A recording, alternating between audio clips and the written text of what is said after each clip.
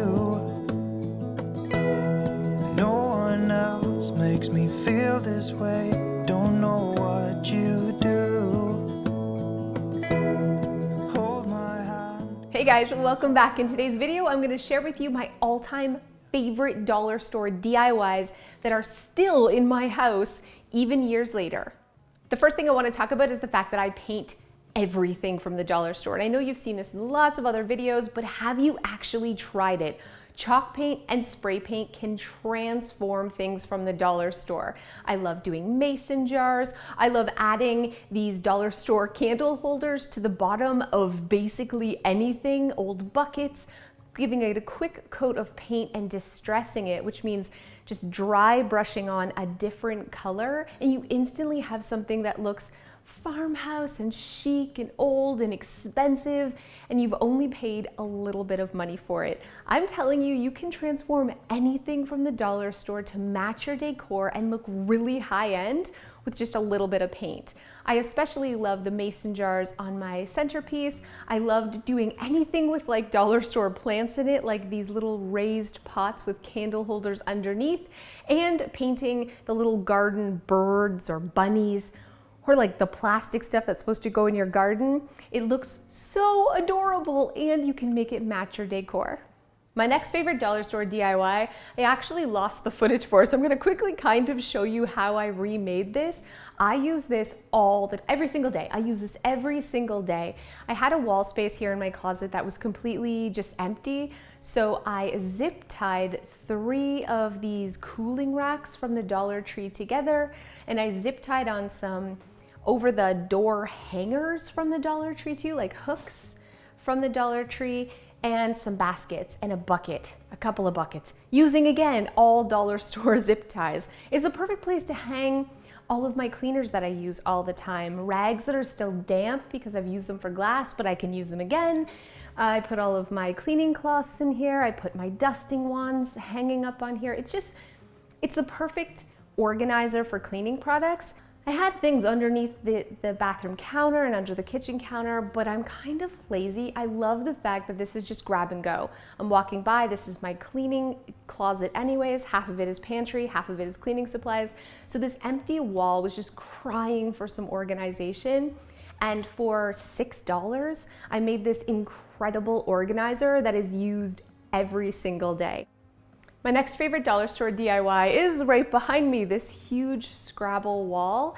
All of the wood pieces that look like Scrabble tiles are actually from the dollar store. You get a pack of 5 for $1 from Dollarama here in Canada, but I've seen these wood squares at the Dollar Tree too. I just stained them by rubbing on some stain and then used my Cricut to put letters and the little number on the side so that they look like Scrabble tiles. I laid it all out on the floor so I could have our whole family's name, and I used dollar store picture frames to make a gallery wall. It was really fast, really inexpensive. Every time I look at this, I'm just like, I love this Scrabble wall so much, and it was so inexpensive and easy to make. I make a lot of dollar store DIYs. I try things that I see on other videos, but this one I still love, and I have on my counter all year long. And I got the idea from Bargain Bethany. I love her channel, but this is a Farmhouse tiered tray, and it's using baking pans and some candle holders from the Dollar Tree. Just gluing it all together, giving a quick coat of paint, and then running black paint along it so it gives that aged look or whatever. I love this so much. I use these little adorable clay pots from the Dollar Tree too and painted them and used my Cricut to add lettering. It's all dollar store plants inside. I also did a watering can with this same technique, painting it white and adding some little lettering with my Cricut. But this tray, I don't know what it is. I just love it so much. I use it for all the seasons, and it's one of my absolute favorite decor pieces, and everything is from the Dollar Tree. Last but not least, something that's been on my wall for like years, basically since we moved in, is this DIY wall clock. All of the picture frames are from the dollar store, and I got the little clock mechanism in the center from Amazon. It was really inexpensive, and then I just cut the words using my Cricut. I painted the dollar store picture frames so that they're sort of matching that teal that I love. I painted the outside of some and the matting on others, but this was crazy inexpensive. I love this wall clock so much. I think it's just a great alternative to just having a basic family, gallery wall. And again, dollar store picture frames, I'm telling you, they look really beautiful and high end, especially when you paint them, but for a fraction of the price. Picture frames are expensive, so definitely check out the dollar store and don't be afraid to paint the mattings. I just laid this out so it looks like a clock, added the lettering, added the clock in the middle, and I have just one of my all-time favorite decor pieces, again, from the dollar store. Thank you guys so much for watching. I hope you're feeling inspired to head to your local dollar store and create some beautiful home decor today. Thanks so much, and I'll see you next time. Hey guys, thanks so much for those of you who have stayed to the end. So, truth time, I'm losing my hair. It's part of the side effect of weight loss surgery. I had gastric bypass, so I'm not absorbing as much protein. I've also lost over 100 pounds. So hair loss is like part of the thing, and it's super stressing me out. So this is, just wait. So this is what I do. Facebook ads somehow know that I'm losing my hair. I probably Googled like hair loss too many times, hair loss remedies.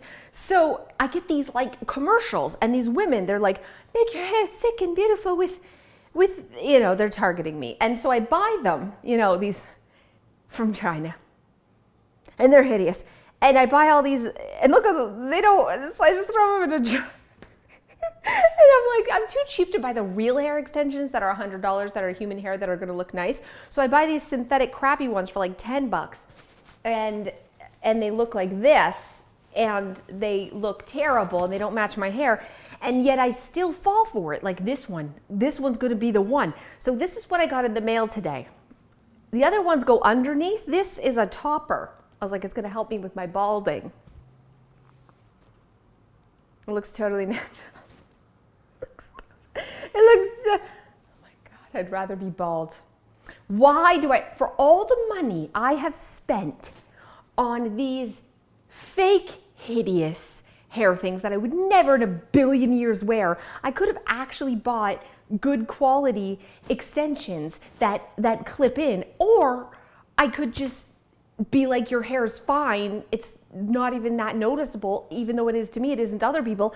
I could freaking just shave my head, or I could try to pull this off in public. It's never happening. But this little rat's nest, I'm gonna admit this to you. This little rat's nest actually is something that I wear all the time. My ponytail and my bun is so sad now. It's like so, I've lost probably 70% of my hair.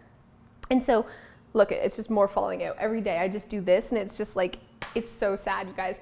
But I just put it in I take biotin, I take vitamins, I wash my hair with biotin shampoo. I've tried everything. I know it's just a side effect of lack of protein and extreme weight loss. But anyway, so I put my hair in a bun, and then I attach this thing as the ponytail holder. You guys have seen me wear this a lot. You guys have asked me, how do you get your messy bun to look so full and messy? $5 from China, friends. This is my hideous rat's nest secret. I thought I'd share that with you. Anyone else? Anyone else fall for the Facebook marketing ads? Just me? I'll see you guys next time.